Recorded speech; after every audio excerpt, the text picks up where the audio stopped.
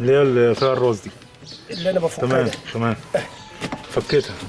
ماشي. فيها الجلده جوه اللي انت قلت عليه. خلاص انا فكيتها اهو.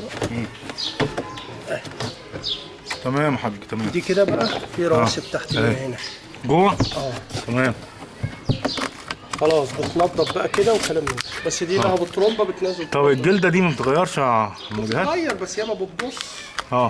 هي بتتغير بس هي دي بقى ده علاج ايه ده يا استاذ جهاد؟ ده لو في رواسب في قلب ايوه يعني الدنيا. بيتبان لك بره في الشغل ازاي الميه ما تصرفش ولا؟ المقصور الخرطوم بتحط على الارض بتقفل وبيرشح بينزل ميه. طول ما انت حاطط الخرطوم على الارض المفروض وانت قافل المفتاح من فوق ما بينزلش.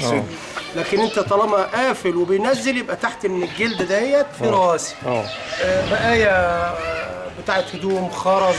زراير بتاع ده فلوس نضفتها انا اهي. قبل كده. دي لقينا فيها نضفتها. فيها ترومبه بتنزلها رواسب تراب زي اللي بتلاقيه في المفتاح عندك كده بتتنضف وخلاص.